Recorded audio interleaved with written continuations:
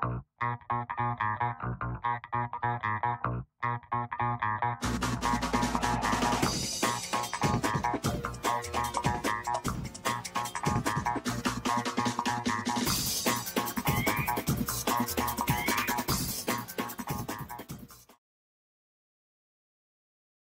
folks. There's the Bush League, and then there's us. Yes. With the Bushy League.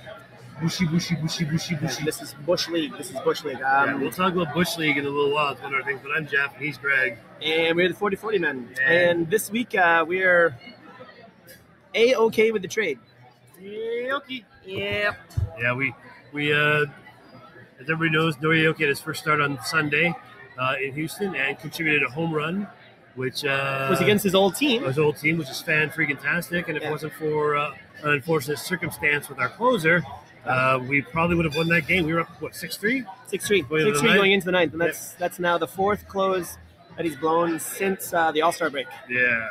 Which is not very closer-like. It's not very closer-like. But what it's spawned now is, I don't know how many times I have to listen to people or read people pitching about John Gibbons because somebody didn't do their job. Yeah. Why didn't Gibbons kick him out earlier when he had the base loaded? He's the closer. Yeah. The closer goes until he blows the save. Yeah. When he blows the save, that's it. Sorry, done. I'm sick and tired of people. Or what the guy call them shit Pyro and Atkins, blaming it on them, saying that they're deliberately losing games, so they'll finish lower, and Rogers will cut payroll. Like, you know what? You people are morons, okay? You people are fucking stupid. I'm sick and tired of reading dumb crap like this because you think you know what you're talking about and you think you really know how things work. You have no idea how people who write that stuff have no idea how the game actually works. They're not like, okay, sure, Rogers doesn't open up the bank account for $200 million for a player. Yeah. But they're not going to tank the team because no one will go.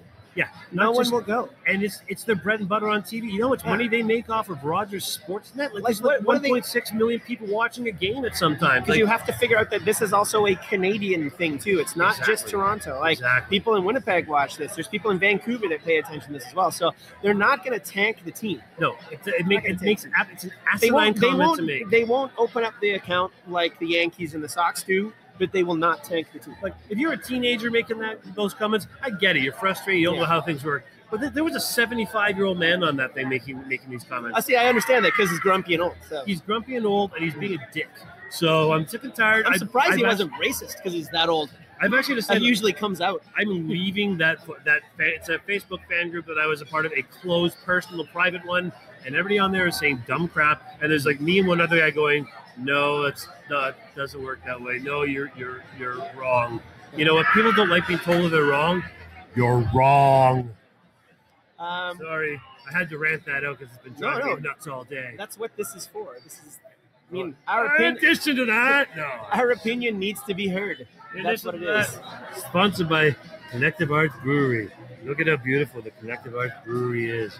Ooh, this one is the Black Box Sessions. The Saint of Circumstance. You've got the Black Box Session. That's the logo. That's the label that's on there. They get a new artist to do a label each week. So, so cheers. Cheers. Once again, thank you to Collective Arts for sponsoring us, and thank you for the Loose Moose for allowing us to do our show from here. And Stage 10 for letting us use their program, but we got to talk to you later, so we're just letting you know. Yeah, it's wrestling tonight at the ACC, so there's a lot of 316 and wrestling shirts. So I mean, no baseball game for night for the Jays, but there is a lot of stuff sort of going on in the league. And in the minors as well. There's some interesting baseball stories abound. Minor leagues. We'll start with that, and then we'll move ourselves up. Okay. So there's this guy in the where are we? This is a Cincinnati Reds prospect. His name is Jose Siri. Now he had a 39-game hitting streak going into yesterday's game. Okay. So the last time somebody had a 39-game streak was Paul Molitor hit a 39-game hitting streak. Yeah. That's where that number kind of rings a bell for me. But so he goes 0 for 3. Comes up in the 8th inning, and the pitcher throws the first ball 4 feet behind his back. He sends the next 2 pitches way inside as well.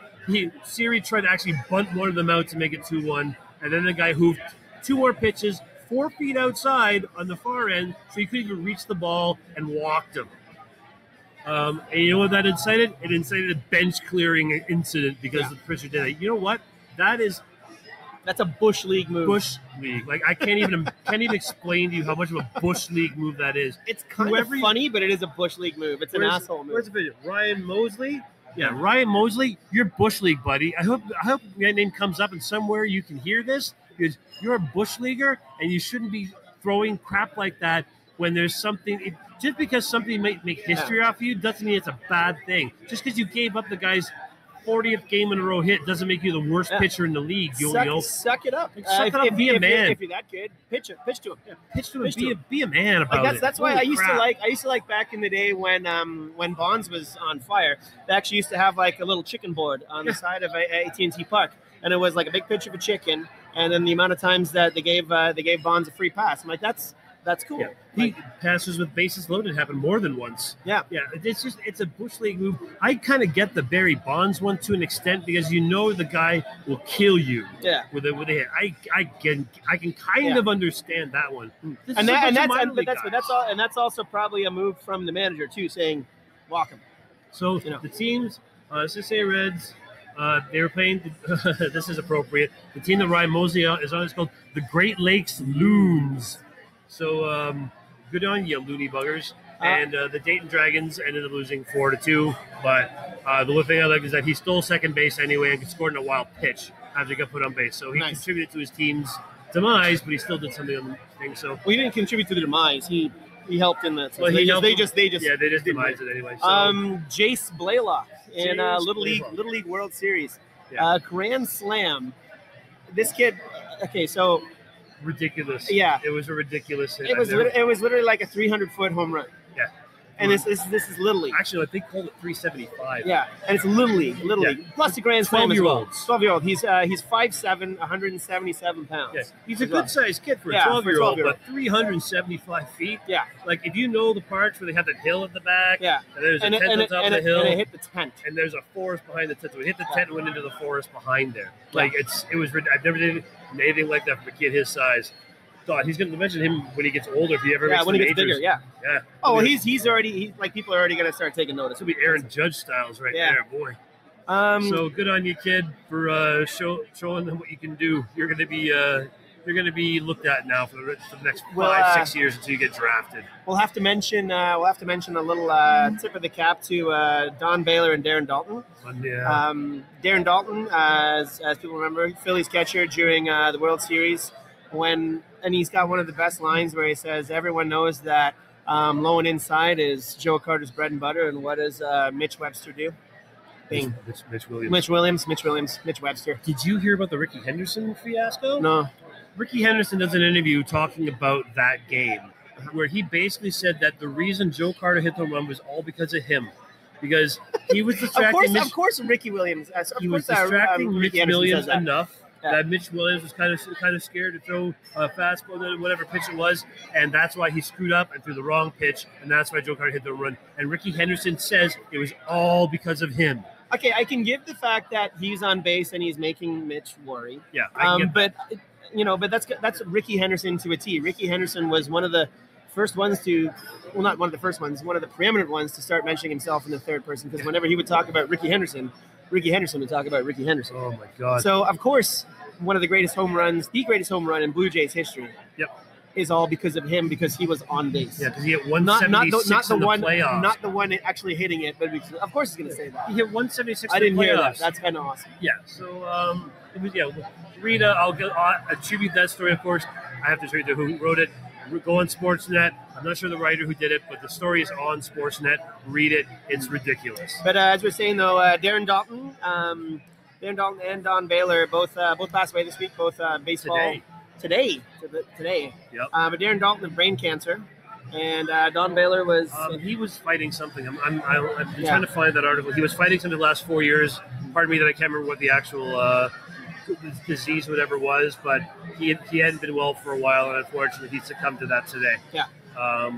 He was a great manager, fantastic manager of the Colorado Rockies. Yeah. He was a power hitter when he was, in his time. He was a power hitter when there weren't that many power hitters. Yeah.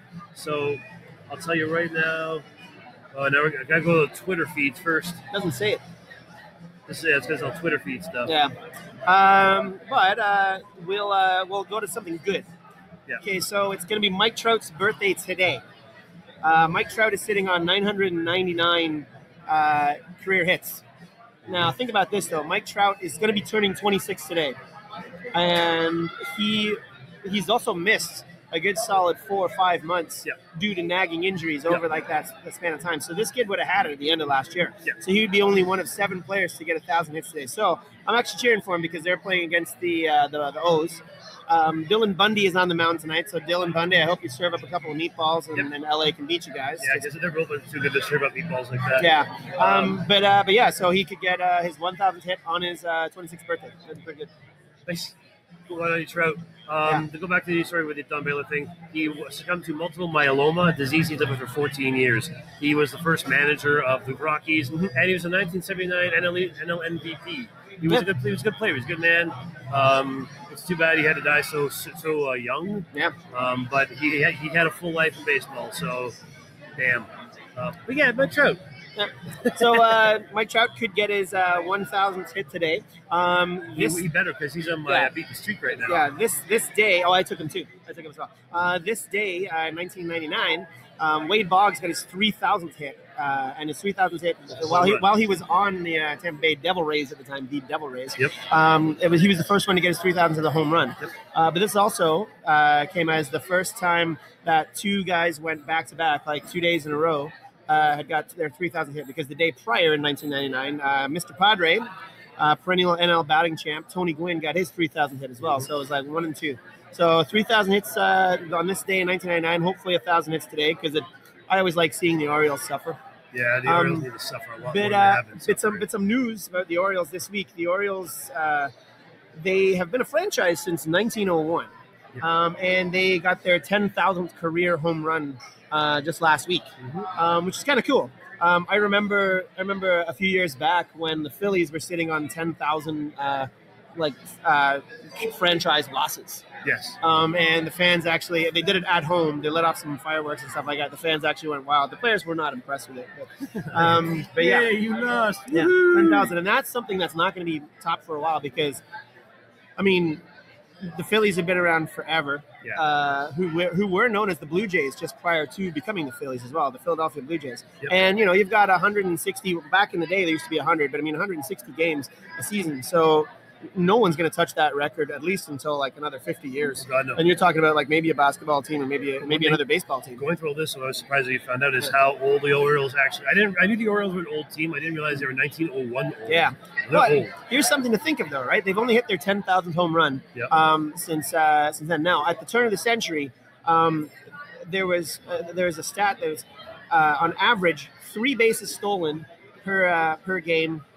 Because back then people were fast, didn't have the arms that they had at that point in time, and not as much power. So it was a half a home run hit per game and 3 bases stolen. So if you look back in the annals, there's like a lot of crazy things where there was 9 bases stolen in one game by one specific guy.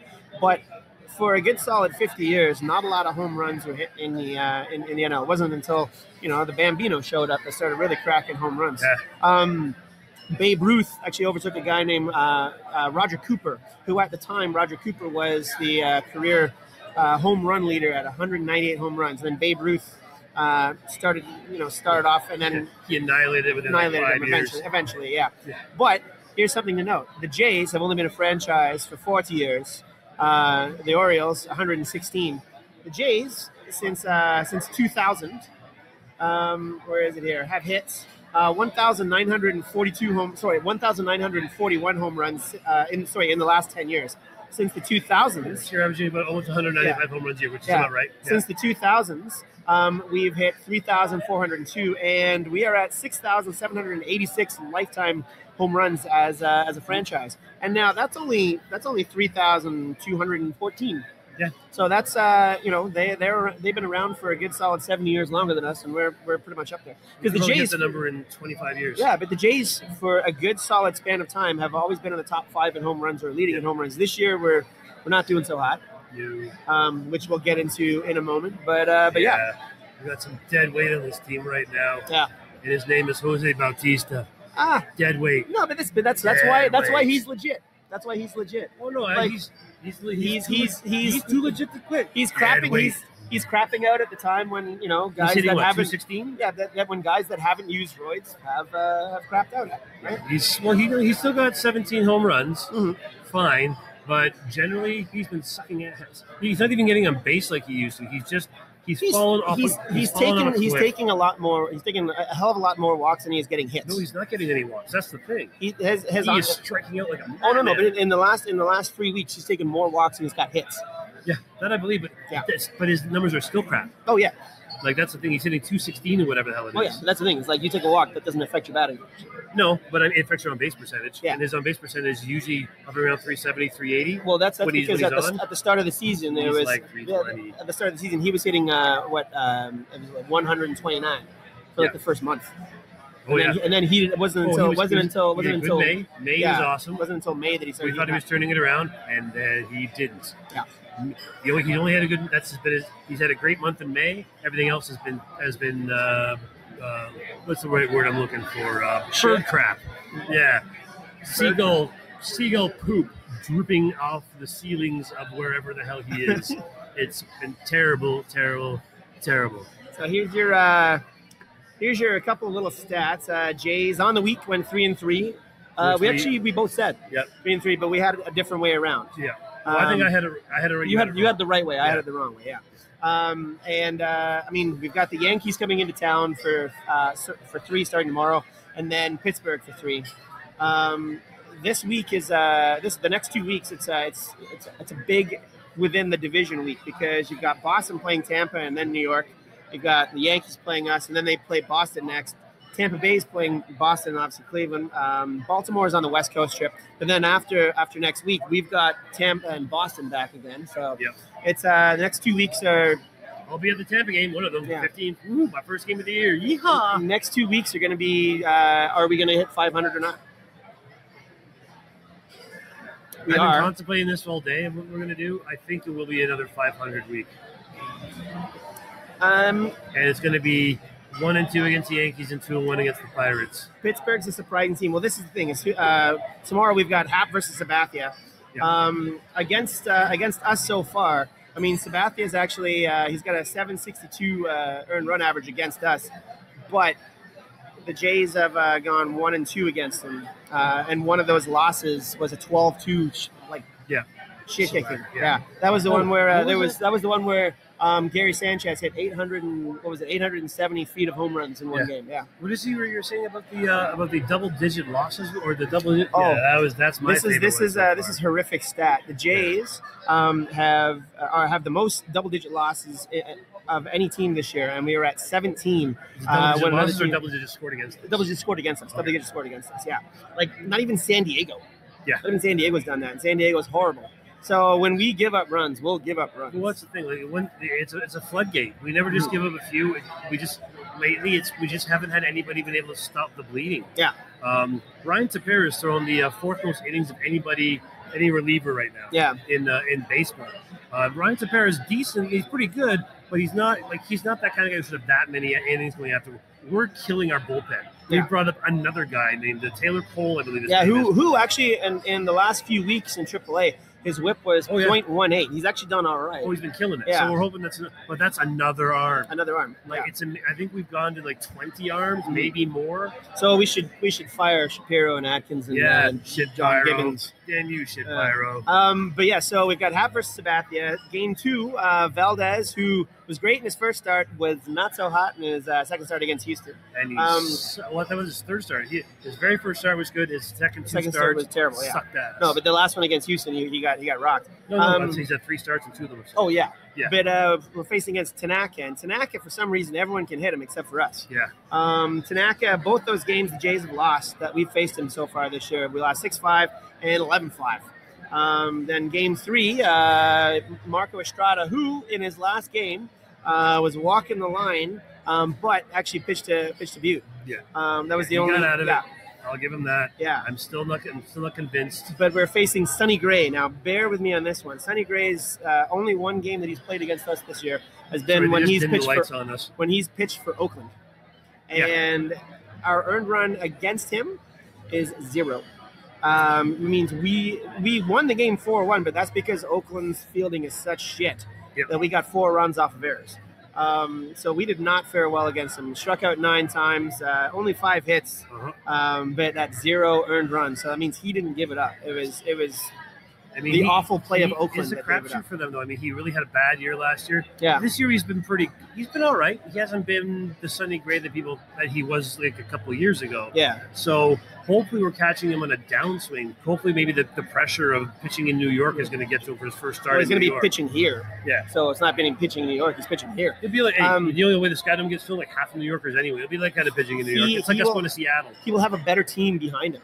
Yes, he'll have a much better team behind him. That's the thing. Although he will have a better team behind him, but he will have a smaller fence behind him in his first game because the Jays. This is a big Homer Stadium. So. And I'm also worried that Aaron Judge is coming out of his slump. Judge has slumped pretty badly in the since the All-Star game, pretty much. Yeah. But he did clobber a home run, I think, yesterday. Yeah. And he's been hitting a little bit better. Yeah. He actually did 2 yesterday. Both off. 2 in the last 2 games. But each time someone's pitched him sliders, he struck out. As soon as he got a fastball, bam. Yeah. So hopefully he'll keep on the side of not doing so hot. Yeah. And that'll make us do things a hell of a lot better. But other than that, he's turning into the big slugger from Major League. Oh, Straight ball hit very well. Curveball hit not so well. He's the whitest Pedro Cerrano you've ever seen in your lives. Yeah. Pedro Cerrano. I wonder if he sacrifices a live chicken before games, or a bucket of Kentucky Fried Chicken. Maybe it's a bucket of Popeyes chicken. Maybe, I don't know. Because KFC's pretty good, but Popeyes is not as greasy. So unless they want to be a grease ball, you'll be eating Popeyes chicken. But also Popeyes chicken more expensive. Yeah, I guess because they don't put grease on it. So here's our little record going on for this week. We're 52-59, 10.5 games back.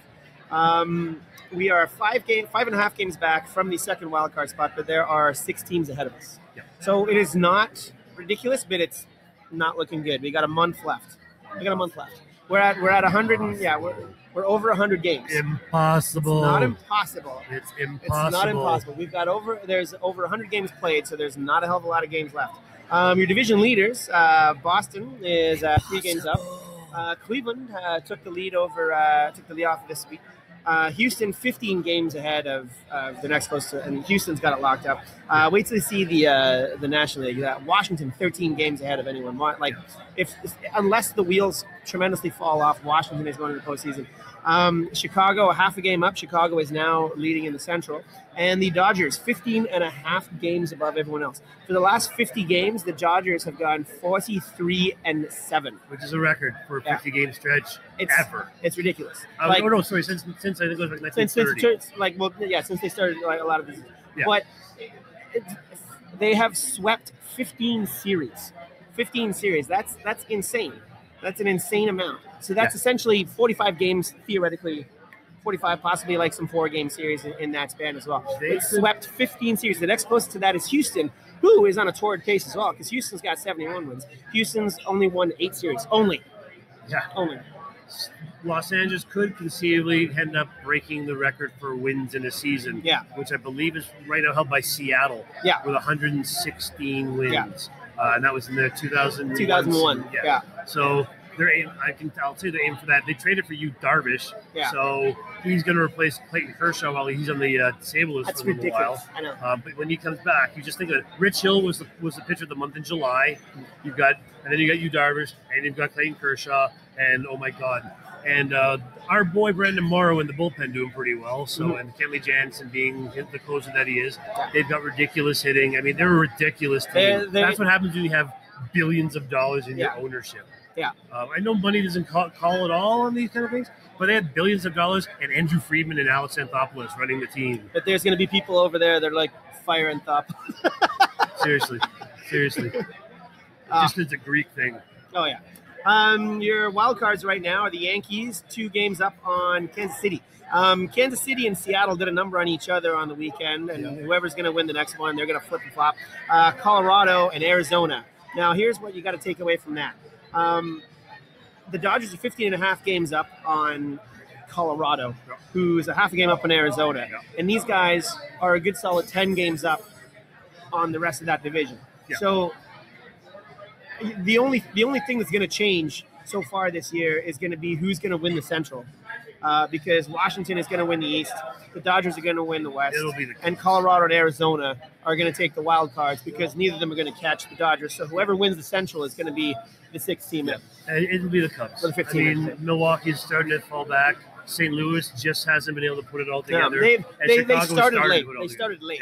Chicago has finally started. Chicago had the World Series hangover, but then now they're starting to play on. With your Jose Quintanas that you got and the trades that they made over the they've rearmed themselves for the stretch run because they're still hitting. Yeah, they're still hitting. It's just they weren't pitching for a while. John Lackey. Shout out to John Lackey for getting his 2,000th strikeout last. I hate week. John Lackey. Though. I don't like him either, but he got for a left-hander to get 2,000 is not easy. There's not many lefties that have that. So I'll give a shout out for that. You're a bit of a tool, but other than that, good on you for your baseball skills. I guess we'll do the bench. Bench. Yeah, second.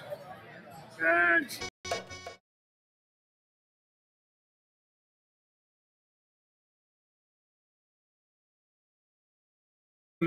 Bench from the bench this week, Nori Aoki.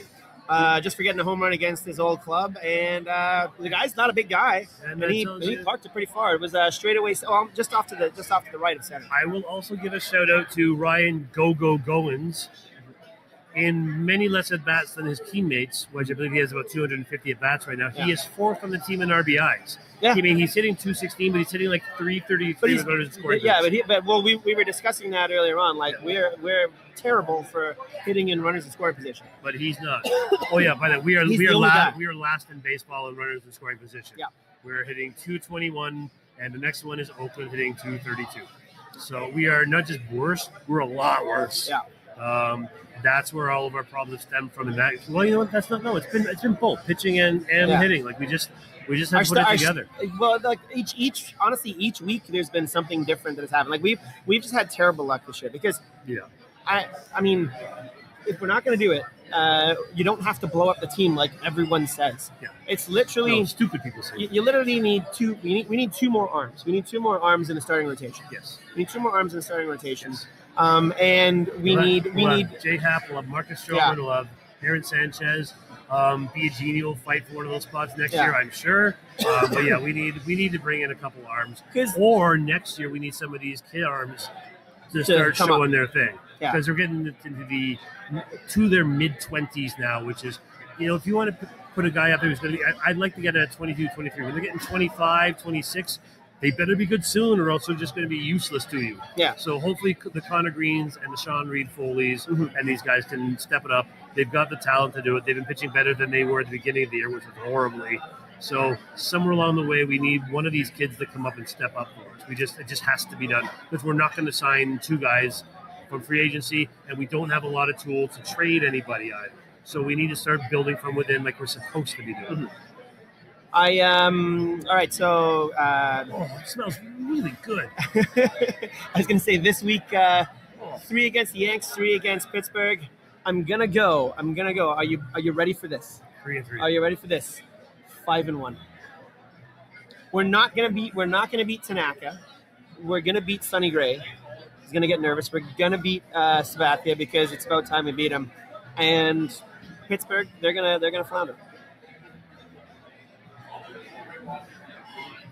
Drunk. He's had 1 sip of Collective Arts beer. It's very strong stuff. No, it's actually very it's drunk. Actually 4.7. We'll say 3-3. I'll go the same as last time. We're not going to get any better or any worse. We'll go 1-2 against the Yankees. We'll go 2-1 against Pittsburgh. We're going to creep ever closer to 500, kids. That's what I say. 500 is a pipe dream at this point. So if we can get, although I will say, since the 2014 season, we are from August, September, the Jays had the best record in baseball. They hit like a 700 record. Yeah. Okay, so there is that. Yeah. But that is with teams that are actually playing well. Yeah.